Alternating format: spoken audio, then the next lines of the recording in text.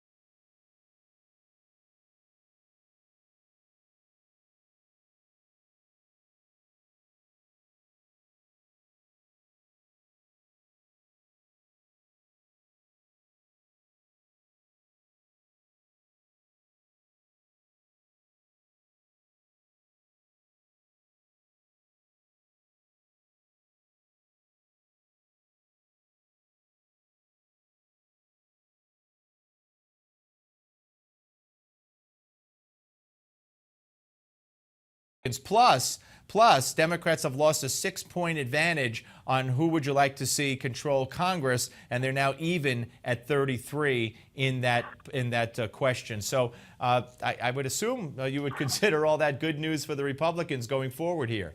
Well, it's definitely good news for the Republicans. It's not good news for the president or necessarily the country. But I think at the end of the day, this president's going to become a big liability in this election. Historically, presidents don't necessarily help in a midterm. 6 years always a bad year for president's power. But this president in particular, those kinds of numbers, I think, is really a drag on his ticket, and it forces those incumbents that are running in states that Romney won, which are most of the ones that are vulnerable, to really try and get as far away from the president as possible. And that's not always easy when you voted with him in the past on things like Obamacare and what have you. So my sense, it's good news for Republicans. We still got to win these things. We still got some incumbents to knock out, but I could not be more pleased from that perspective.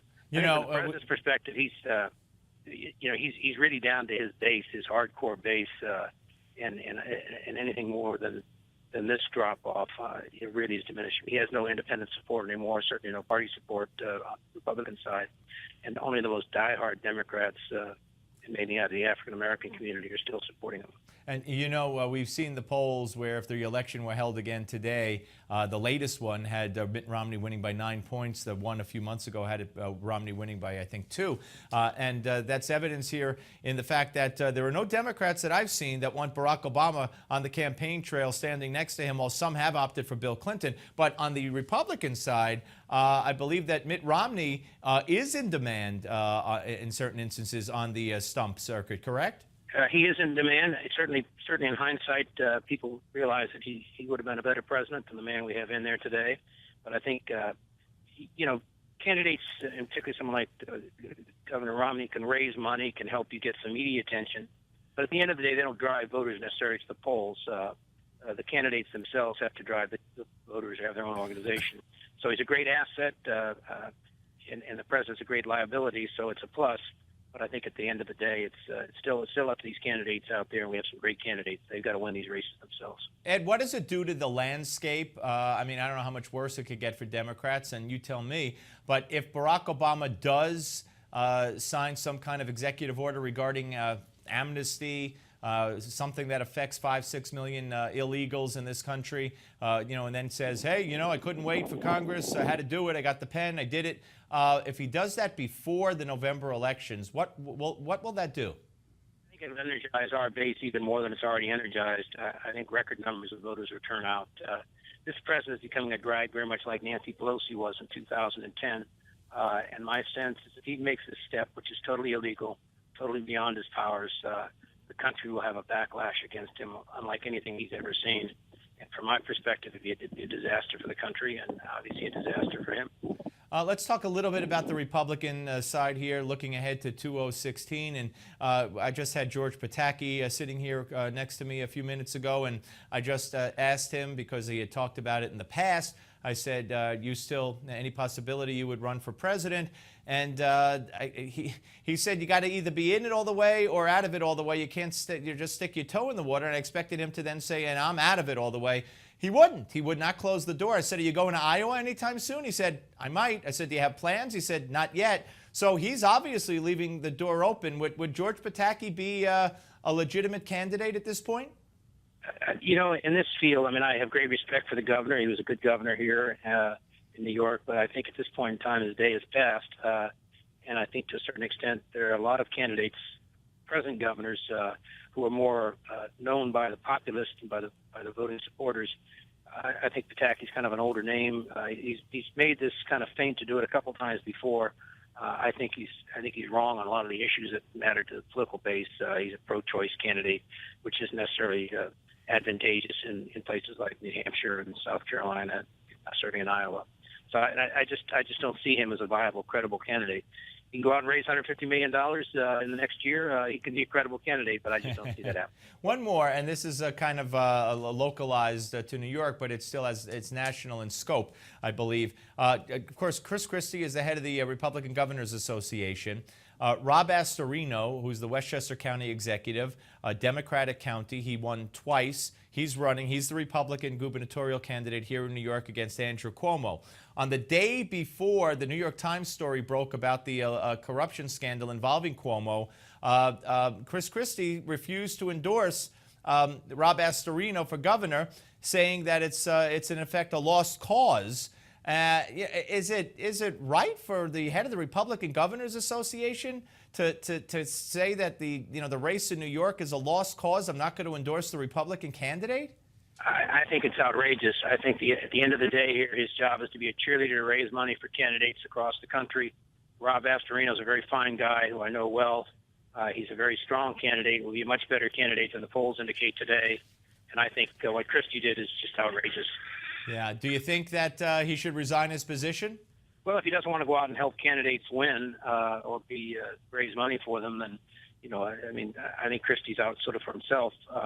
And obviously he's used the RGA to sort of help, move his own cause forward. And the way you move your own cause forward is you elect people, and I think to a certain extent, you just don't go on. He wouldn't have liked it if someone would have said to him a couple of years ago, you don't have a snowball's chance in heck. New Jersey's not a good state. Right. Everybody supported him when he got elected the first time. Everybody supported him when he got elected the second time. And I think everybody, the national campaign groups, ought to be supporting Rob Astorino. If you can win it is not the question you make now. You let the voters make that choice, and you go raise the money and you give them the tools to move forward. He's been a very fine governor, been a very fine county administrator. He'd be a very fine governor. And I think with this Moreland Commission drill, there's an opening. He certainly has to raise some money in order to be a credible candidate, and that doesn't help. Yeah, no, I couldn't agree with you. And you know a lot more about this than I, because you've been around in politics, day in and day out. This is very unusual, right, for a man in charge of an organization like the Republican Governors Association to say that about a Republican candidate? I've never seen it happen. I've been around the game for 50 years. Wow. And the White House political director, was chairman of the National Republican Congressional Committee. I've never seen the chairman of the committee basically dump on one of their own candidates. That's amazing. In a very credible candidate. That's the other part. Yeah. No, I love Rob. Is a great guy. I know him for a long time as well. Ed, thank you very, very much. My pleasure. Anytime. Take care. Ed Rolllins, ladies and gentlemen. Very, very insightful indeed. All right, folks. We were talking about the president earlier. Let me ask you the question. Do you think the president should be impeached? I want you to go to newsmax.com/Obama poll, newsmax.com/Obama poll, and you vote. Next, give me 5.